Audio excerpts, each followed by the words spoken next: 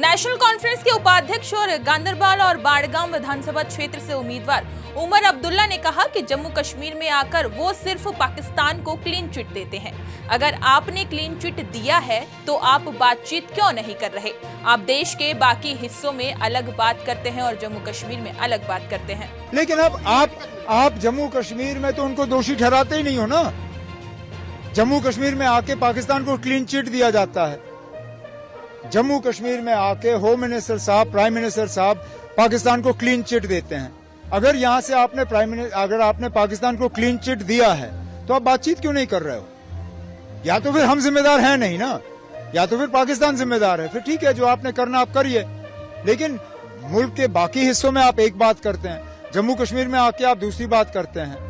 कम से कम हम वो लोग हैं, चाहे हम कश्मीर में बात करें, जम्मू में बात करें या जम्मू कश्मीर के बाहर बात करें, हम एक ही बात करते हैं ना। बीजेपी की तरह हम अलग अलग जबान में बात नहीं करते।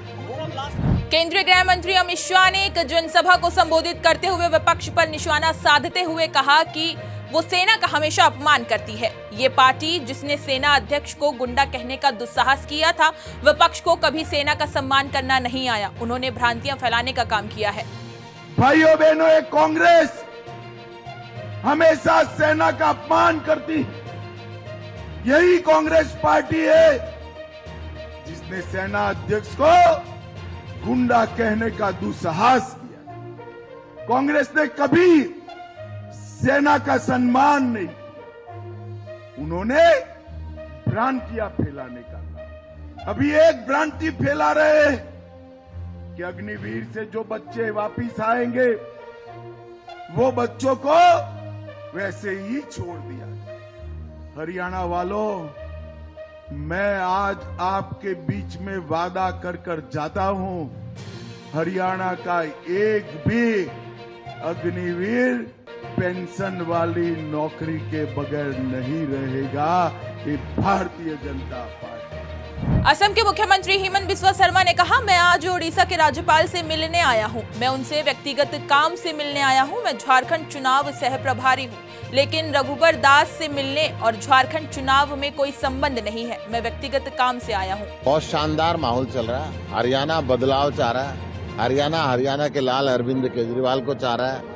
हरियाणा भी चाहता है कि 24 घंटे बिजली मिले और मुफ्त बिजली मिले। इन बाकी पार्टियों की कई राज्यों में सरकार है, ये झूठ बोलते हैं, वायदे करते हैं, चुनाव के बाद भूल जाते हैं। कहीं पे ये गारंटियां लागू नहीं कर पाए, परंतु अरविंद केजरीवाल ने जो 5 गारंटी दी है, दिल्ली में लागू कर दी, पंजाब में लागू कर दी और हरियाणा में लागू कर दी। हरियाणा में आम आदमी पार्टी अध्यक्ष सुशील गुप्ता ने कहा, हरियाणा बदलाव चाह रहा है। हरियाणा भी चाह रहा है कि यहाँ 24 घंटे बिजली मिले। इन पार्टियों की बाकी राज्यों में भी सरकार है। लोग जानते हैं कि ये झूठ बोलते हैं, कहीं ये अपनी गारंटियां लागू नहीं कर पाए, लेकिन अरविंद केजरीवाल ने जो गारंटियां दी वो उन्हें दिल्ली पंजाब में लागू की और हरियाणा में भी होगी।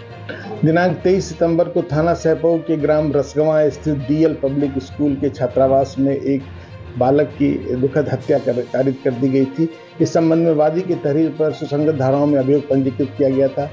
थाना सहपऊ पुलिस द्वारा घटना का सफल अनावरण करते हुए प्रबंधक सहित 5 अभियुक्तों की गिरफ्तारी की गई है और उन्हें न्यायिक अभिरक्षा में भेजा गया है। इस संबंध में पुलिस द्वारा समस्त पहलुओं की जांच करते हुए अग्रेतर विधिपूर्वक कार्रवाई की जाएगी। विवेचना अभी प्रचलित है। एमसीडी स्टेडियम कमेटी सदस्य चुनाव पर दिल्ली के पूर्व मुख्यमंत्री और आम आदमी पार्टी के राष्ट्रीय संयोजक अरविंद केजरीवाल ने कहा, एमसीडी के कानून में साफ साफ लिखा है कि सदन की बैठक बुलाने का अधिकार केवल और केवल मेयर को है और किसी को नहीं। उपराज्यपाल या कमिश्नर सदन की बैठक को नहीं बुला सकते और जब सदन होगा तब मेयर उसकी अध्यक्षता करेंगे।